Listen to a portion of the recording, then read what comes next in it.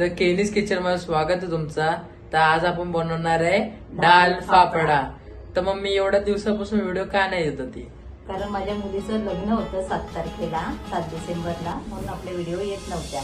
आता regular video येत जातील। तर चला आपण बघूया काय काय लागतं साहित्य।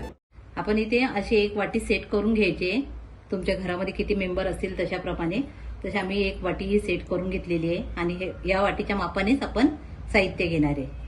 तर आता ही एक वाटी भरून आपण साखर घेतलेली आहे आणि इथे चिंच भिजत घातलेली आहे पाण्यामध्ये आणि एक वाटी भरूनच आपण मिरच्या घेतल्या, जवळजवळ 20 तरी मिरच्या असतील ह्या, आणि 1 चमचा ओवा घेतलेला आहे आणि कोथिंबीर घेतली, डेट सकट घेतलेली आहे, धुवून घेतली आहे। त्याला आपल्याला चटणी बनवायची आहे आणि ही बारीक कापून घेतलेली आहे कोथिंबीर आणि एक वाटी भरून आपण कांदा घेतलेला आहे, तो चिरून घेतलेला आहे। ते 2 कांदे घेतलेत मी आणि ही चण्याची डाळ घेतलेली आहे, ती पण एक वाटी भरूनच आहे। आणि इथे मैदा घेतलाय, मैदा आपण याच वाटीने 3 वाट्या असा मैदा घेतलेला आहे। आणि मसाल्यामध्ये आपल्याला लागणारे फक्त हळद, मीठ आणि जिरं लागणार आहे, बस। असे चमचा भरून आपण 2 चमचे भरून आपण तेल घेणार आहे। ते तेल जास्त लागणार नाही आपल्याला, थोडा आपण जिरा घेणार आहे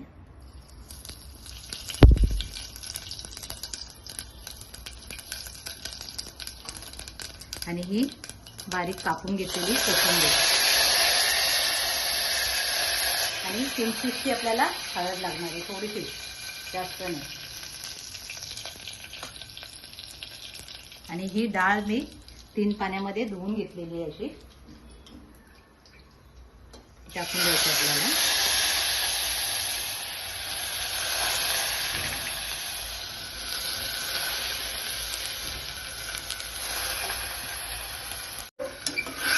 चमच्याने आपल्याला मिक्स करून घ्यायचंय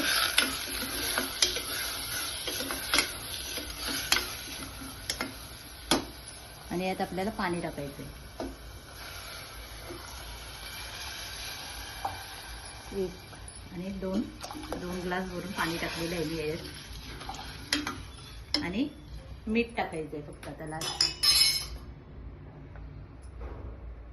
त्या चवीनुसार मीठ टाकून घ्यायचंय। आणि आपल्याला ह्याच्या 3 शिट्या काढून घ्यायच्या आहेत। 3 शिट्या होईपर्यंत आपल्याला ठेवायचंय। 3 शिट्या झाल्या का आपल्याला गॅस बंद करून घ्यायची। तोपर्यंत आपण पीठ कसं मळायचं ते दाखवतो। मैद्याचं पीठ घेतलेला 3 वाट्या भरून ते आपण असं चाळून घेणार आहे।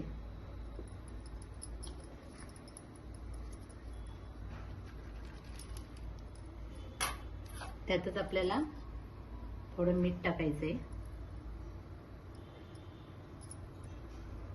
आणि हा ओवा आहे 1 चमचा भरून, हा ओवा आपल्याला असा हाताने जरा क्रश करून आणि मग टाकायचं त्यात।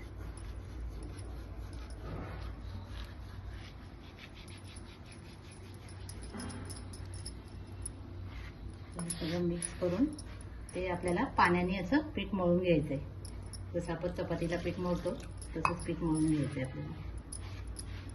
त्यात तेल वगैरे काहीच टाकायची गरज नाहीये, फक्त मीठ आणि ओवाच टाकलेला आहे।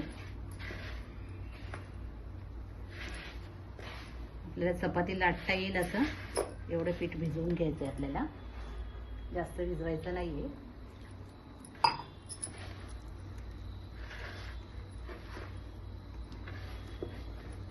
इथे आपलं पीठ मळून झालेलं आहे, त्यात आपण थोडंसं तेल टाकून आणि 10 मिनिटांसाठी रेस्ट करायला ठेवू त्याला पिठाला। तोपर्यंत आपण चटण्या बनवून घेऊया, 1 गोड चटणी आणि 1 तिखट चटणी। इथे आपण हिरव्या चटणीसाठी डेट सकट अशी कोथिंबीर घेतलेली आहे, चांगली स्वच्छ धुवून घेतलेली आहे, ती टाकायची आहे आणि त्यात आपल्याला मिरच्या टाकायच्या आहेत। जर मिरच्या एवढ्या नसतील पाहिजे, तुम्हाला तिखट नसेल पाहिजे, तुम्ही पुदिना पण घेऊ शकता। पुदिन्याची चटणी पण मी दाखवलेली आहे कशी करायची ते। मिरच्या घेऊन आणि बर्फाचे 2-3 तुकडे असे टाकून द्यायचे आणि ह्याच्यामध्ये अजून मीठ टाकून मिक्सरमध्ये वाटून घ्यायचं आहे आपल्याला। जसं पाणी लागेल तसं पाणी टाकून आणि वाटायचं आहे. इथे आपलं असं वाटून झालेलं आहे. त्यात आपल्याला अजून पाणी टाकायचं आहे.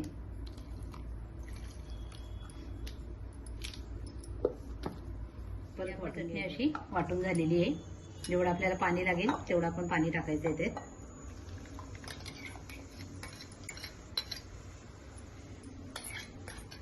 पुदिना टाकला तर अजून एकदम हिरवागार कलर येईल.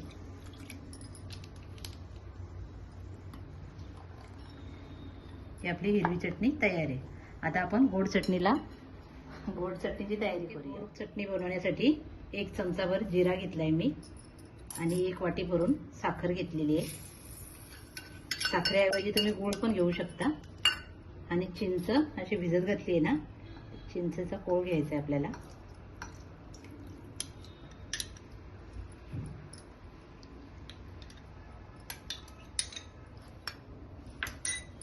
आणि हे थोडं वाटून घ्यायचं आपल्याला. असं आपलं जाडसर वाटून झालंय, पण मध्ये मध्ये असं चिंचेचे पल्प येतात आहे. म्हणून आपण थोडं चाळणीने चाळून घ्यायचंय. तुमच्याकडे मोठी चाळण असेल तर ते पण घेऊ शकता. लग्नामध्ये सगळ्या वस्तू वरती टाकून दिलेल्या आहेत. असं जरी केलं तुम्ही तरी आपल्याला हे परत मिळतो. याचं अशा प्रकारे आपण पूर्ण चिंचेचं हे कोळ काढून घेतलेलं आहे. चिंच राहिले ते सगळं असं निघालेलं आहे जाडजाडसर. आणि हे आपल्याला चटणी भेटलेली आहे.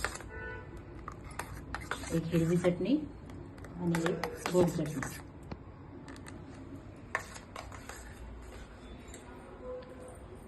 आता आपण फाफडा बनवणार. आपण तेल गरम करायला ठेवलंय.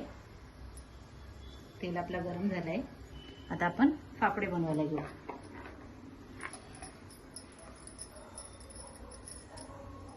छोटे छोटे फाफडे बनवायचे आहेत आपल्याला. आणि ही रेसिपी आपली आगरी कोळ्यांची नाहीये. तर तुम्हाला वाटेल का आगरी कोळ्यांची रेसिपी आहे.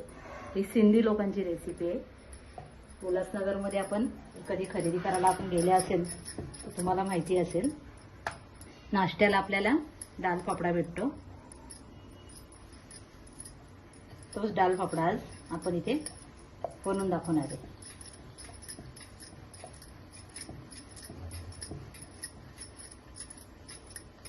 सकाळी सकाळी नाश्त्याला त्यांचा दाल फाफडा असतो सिंधी लोकांचा.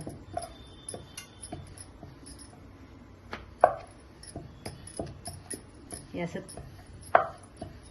पूर्ण असं गोल करून घ्यायचं आहे. आणि आपल्याला हे फुगून द्यायचं नाहीये फाफड्याला.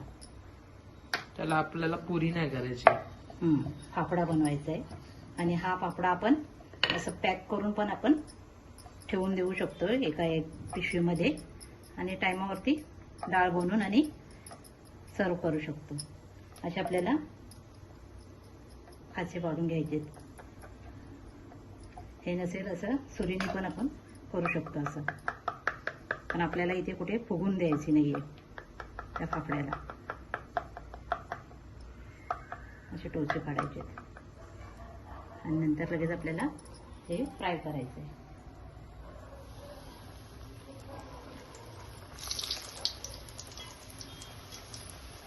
गॅस फास्ट करून पूर्ण लाल होईपर्यंत आपल्याला फ्राय करायचं आहे.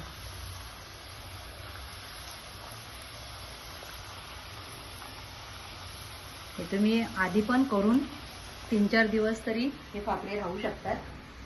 पॅक बंदचा हवाबंद डबा असेल ना त्याच्यामध्ये प्लॅस्टिकच्या पिशवीमध्ये पॅक करून आणि ठेवून देऊ शकता. तुमचा 1 महिना पण राहू शकतो.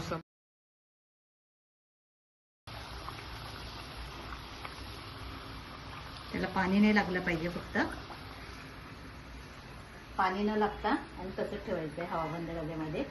आणि टायमावरती डाळ जर शिजून घेते आणि चटणी जर तुम्ही फ्रीजमध्ये ठेवू शकता बनवून. आणि चटण्या बनवलेल्या असतात. तुमचं पण नाश्ता असा होऊ शकतो सिंधी लोकांसारखा. हे असं पूर्ण लाल होईपर्यंत करायचं आहे. एवढं आपल्याला शिजून घ्यायचं आहे. पूर्ण असं कडक होतं ते, म्हणून त्याला फाफडा बोलतो आपण. हेच बारीक करून घेऊ. असेच आपल्याला सगळे फाफडे बनवून घ्यायचे आहेत. प्रकारे आपले फाफडे झालेले आहेत. 3 वाटी फक्त आपण एवढा मैदा घेतलेला आणि त्यात आपले 10 फाफडे झालेले आहेत. आणि इकडे चटणी, हिरवी चटणी तयार आहे, गोड चटणी तयार आहे आणि डाळ. ही डाळ आपण 3 शिट्या मी सांगितलेल्या, पण 3 शिट्यामध्ये नाही झाली. मी अजून 2 शिट्या घेतलेल्या आहेत, म्हणजे एकूण तुम्ही 5 शिट्या घ्या. 5 शिट्याने डाळ तयार होईल. आणि आपण कांदा बारीक कापून घेतलेला आहे आणि कोथिंबीर. आता मी हे दाखवते तुम्हाला कसं सर्व करायचं ते. इथे आपण असे 2 फाफडे घ्यायचे, डिशमध्ये ठेवायचे आणि डाळ टाकायची आपल्याला.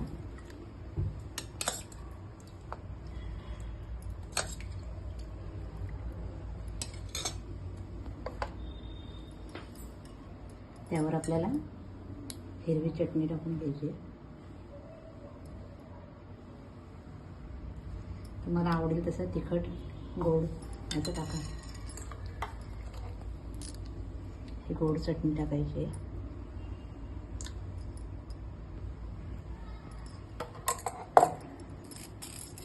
नंतर त्यावर आपल्याला कांदा टाकायचा आहे.